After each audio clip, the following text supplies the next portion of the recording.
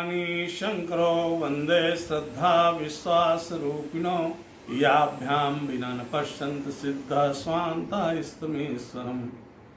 श्रद्धा और विश्वास के स्वरूप भगवान शंकर और पार्वती जी की वंदना करते हैं, क्योंकि इनके बिना श्रद्धा और विश्वास के यदि हम अध्यात्म में प्रवेश करेंगे तो हमको आनंद नहीं आएगा। सबसे आवश्यक है कि हम अपने हृदय में पहले श्रद्धा और विश्वास को स्थापित करें। चाहे जितना बड़ा सिद्ध पुरुष हो, अगर श्रद्धा और विश्वास अर्थात शंकर और पार्वती जी की कृपा नहीं होगी तो अपने हृदय में स्थित परमात्मा को हम नहीं देख पाएंगे। और इसके पहले हमने सबरी माँ के विषय में चर्चा किया है। सबरी भगवान राम से कहती हैं कि आपकी स्तुति मैं कैसे करूं, मैं अधम ते अधम अधम अति नारी, मैं अत्यंत अधम हूँ, उसमें भी नारी हूँ। देखिए, ये जो विकृति थी समाज में, इसको दूर करने के लिए भगवान राम वनवास में गए और लोग कहते हैं कि राम ने सेतु का निर्माण किया समुद्र पे। वो तो किया है बंदर भालुओं ने, भगवान राम ने समाज में सेतु का निर्माण किया है। समाज का देखिए, सेतु माने पुल, ब्रिज, ये कहाँ बनता है? नदी में। नदी का एक किनारा इधर होता है, दूसरा किनारा दूसरी तरफ होता है, और नदी के दोनों किनारे ऊंचे और नीचे होते हैं। जो ऊंचा टीला होता है उसको काट करके नीचे करते हैं और नीचे वाले में मिट्टी डाल करके उठाते हैं। जब समतल दोनों बराबर हो जाते हैं तब उस पर पुल का निर्माण किया जाता है। तो जो समाज में ऊंची व्यवस्था थी, ऊंची नीची, गरीब जमीन जात पात का जो भेदभाव था, भगवान राम ने इस पे पुल का निर्माण किया है। जैसे सबरी के यहाँ भगवान स्वयं गए, उनके घर गए और उनका स्वागत स्वीकार किया। और केवट से मिल करके, केवट प्रसंग में आया है, केवट से मिल करके भगवान राम ने उनको अपना मित्र बनाया है। और वशिष्ठ जी जो समाज के सबसे ऊंचे व्यक्ति थे और केवट समाज का सबसे छोटा व्यक्ति था, वशिष्ठ जी को थोड़ा नीचे किया और केवट को उठाया, दोनों को समतल करके दोनों को मिलाया। कहा भी है कि यही सम निपटे अरे नीच को नाही, अब बड़ वशिष्ठ सम को जग माही। ऐसे समाज को जो विकृतियां थी उसको सबको भगवान राम ने सेतु बना करके सबको एक दूसरे से मिलाया। अब कहते हैं कि कहा रघुपत सुन भामिनी बाता, अमान हूँ एक भगति कह नाता। है भामिनी, मैं तो केवल भक्ति का नाता ही अपने से जोड़ता हूँ। मुझसे जो व्यक्ति मिलना चाहे वो एक भक्ति का तरीका है। जैसे कहा भी उन्होंने कि जाति पात कुल धर्म बढ़ाई, अधन बल परिजन गुण चतुराई। ये जो 10 तरीके हैं, जात पात कुल धर्म, सम्मान मान, पैसा दौलत, पढ़ा लिखा होशियार, ये जो चीजें हैं, ये 10 चीजें संसारिक लोगों के मिलने के संबंध बनाने के तरीके हैं। इन 10 का होना न होना मेरे लिए कोई महत्व नहीं रखता। मेरे लिए महत्व रखता है कि व्यक्ति भक्ति से परिपूर्ण है। तो कहा कि जात पात कुल धर्म बढ़ाई, अधन बल परिजन गुण चतुराई।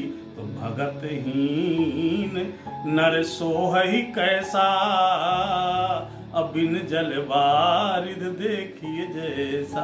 भक्ति से हीन व्यक्ति वैसा ही सुशोभित नहीं होता। जिस प्रकार से बिना पानी के बादल आए और चले जाए, पानी न बरसे, तो उसका कोई महत्व नहीं है। जलहीन बादल की तरह बिना भक्ति का व्यक्ति है। अगर भक्ति से परिपूर्ण नहीं है तो भगवान कहते हैं वो मेरे लिए वैसा ही है जैसे किसानों के लिए बादल, बिना पानी वाले बादल।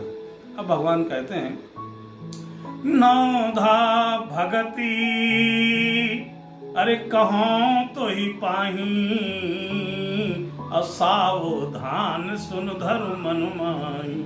अब मैं 9 प्रकार की भक्ति तुझको बताने जा रहा हूँ। तेरे माध्यम से मैं संसार के लोगों को बताना चाहता हूँ।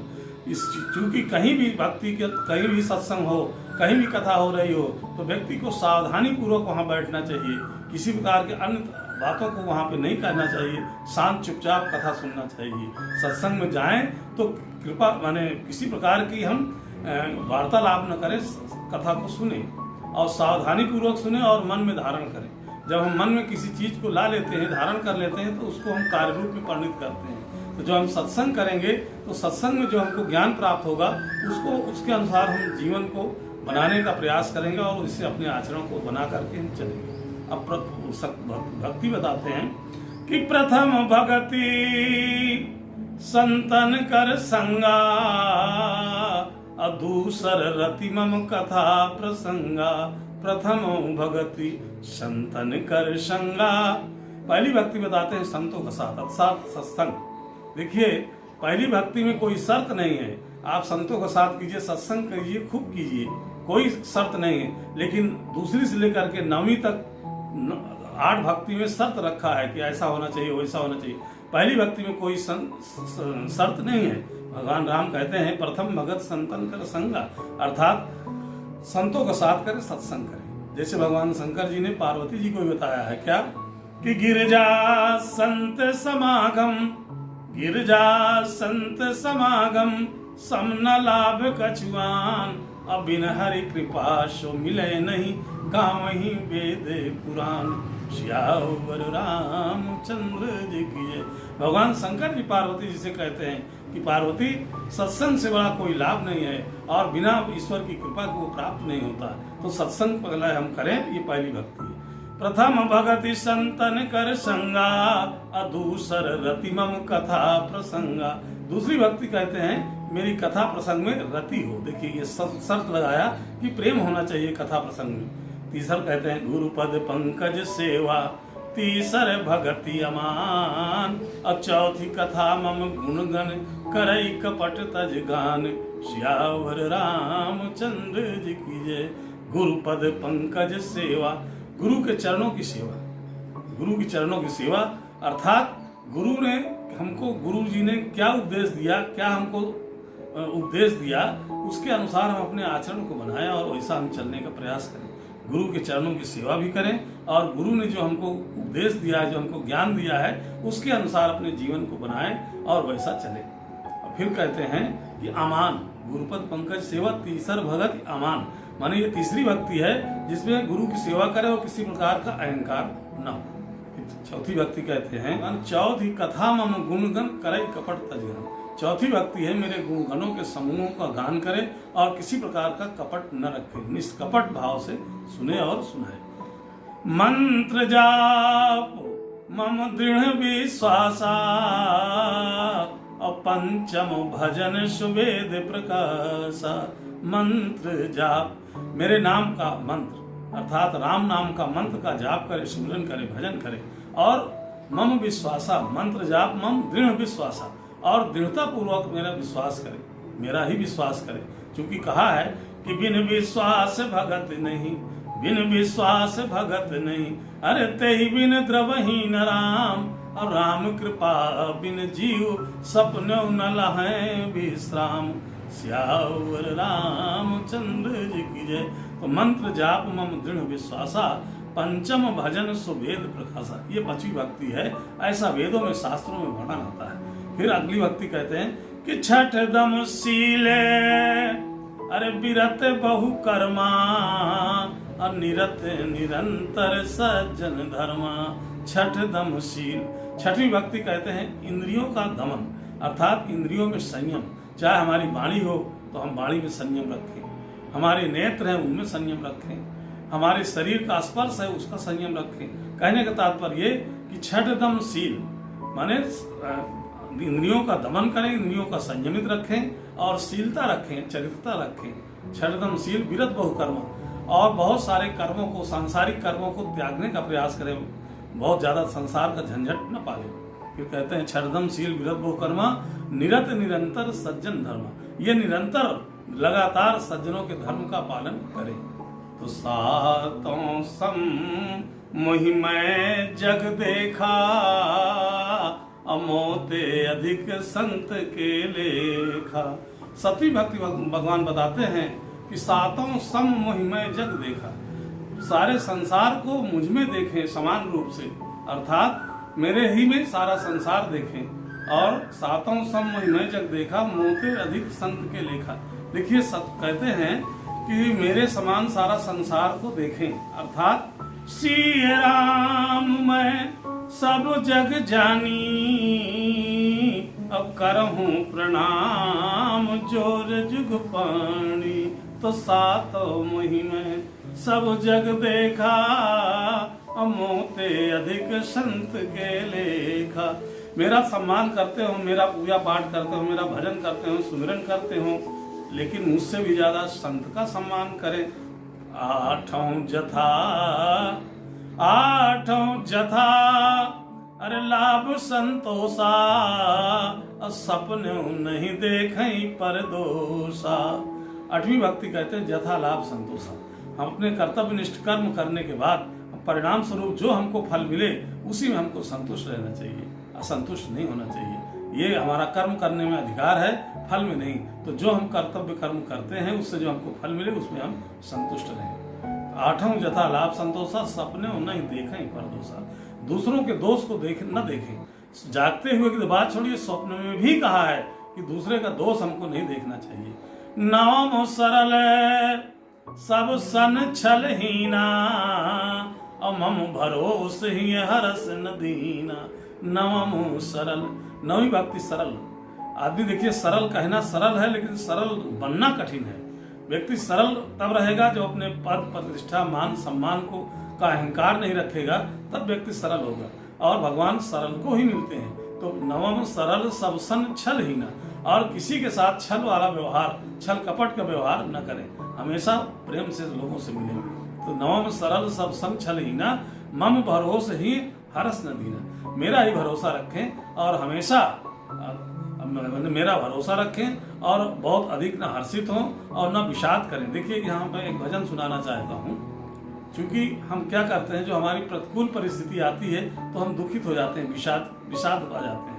और जो हमारे अनुकूल परिस्थिति आती है तो हम बहुत प्रसन्न हो जाते हैं। मतलब इतना प्रसन्न हो जाते हैं कि लोगों को ईर्ष्या होने लगती है। तो मैं एक भजन के माध्यम से बनाना चाहता हूँ कि दुख और सुख है क्या।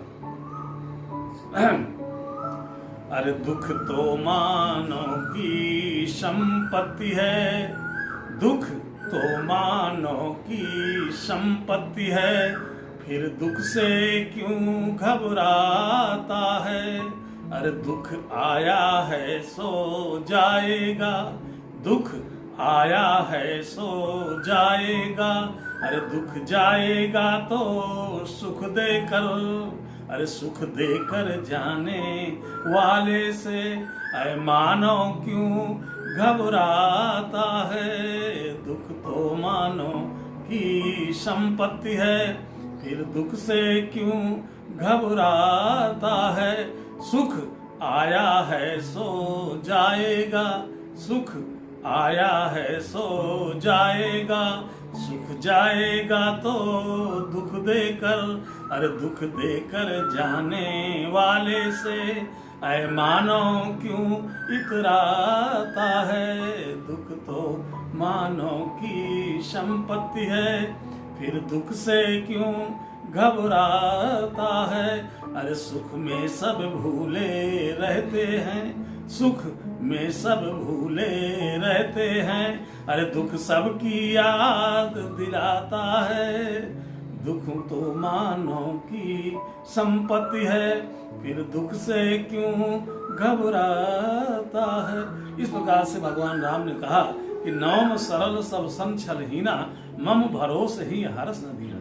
जब हम भगवान का ही भरोसा कर लेंगे तो हमको किसी प्रकार का अधिक प्रसन्नता अथवा अधिक दुख हमको महसूस ही नहीं करना चाहिए। अब आगे भगवान कहते हैं, तू नौ महे को अरे जिन कह होई, नारी पुरुष सचराचर कोई, तो सोई अतिशय प्रिय भामिनी मोरे, सकल प्रकार भगत दृढ़ तोरे।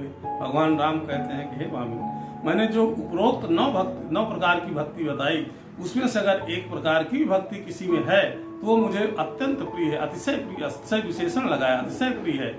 और सकल प्रकार भगत दृढ़ तोरे, और भामिनी तेरे में तो 9 प्रकार की भक्ति, सभी प्रकार की भक्ति दृढ़ता पूर्वक है। यहाँ पे भगवान राम कहते हैं कि जोगी वृंद अरे दुर्लभ गति जोई, अतो कायाज सुफल भय सोई। क्यों? क्योंकि मम दर्शन फल परम अनुपा, अजीव पाव निज साज स्वरूपा। जोगी वृंद, वृंद माने समूह, योगियों का समूह, माने जो गति को योगियों का समूह को नहीं प्राप्त है, वो गति माँ तुझको आज प्राप्त हुई है। भगवान राम कहते हैं मम दर्शन फल परम अनुपम, मेरे दर्शन का फल अनुपम फल है कि जीव पाव निज सहज स्वरूपा।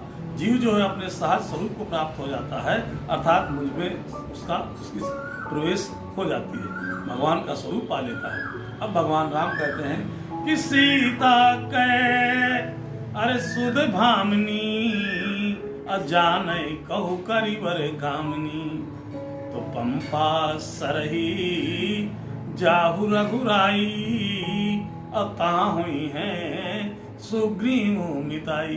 भगवान राम ने सबरी से पूछा कि सीता कै सुध भामनी, ऐ सब भामनी कुछ सीता के विषय में कुछ जानकारी रखती हो तो बताओ। देखिए सीता जी को सबरी ने कभी देखा नहीं और बिना देखे सबरी से भगवान राम पूछते हैं कि सीता की हमको पता अगर मालूम हो तो बताओ। तो हम आप होते तो कह देते हमने जो उनको देखा ही नहीं, उनको हम पहचानते ही नहीं, तो हम आपको क्या बताएं। लेकिन सबरी माँ ने ना ही नहीं किया। सबरी माँ कहते हैं कि पंपा सरहि जाओ रघुराई, हे प्रभु आप पंपा सरोवर को जाइए, वहाँ पे सुग्रीव रहते हैं और सुग्रीव से आपकी मित्रता होगी। फिर सो सब कही देव रघुवीरा, जानत हो पूछो मत धीरा।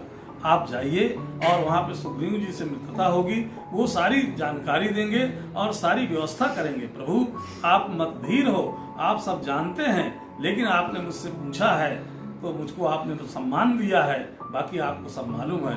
इस सबरी प्रसंग और नवदा भक्ति से हमको निष्कर्ष निकालना चाहिए कि भगवान राम ने जो नवदा भक्ति का उपदेश दिया है उसको हम अपने जीवन में उतारें, तभी हमारा जीवन कल्याण होगा और हम जीवन को सफल बनाएंगे।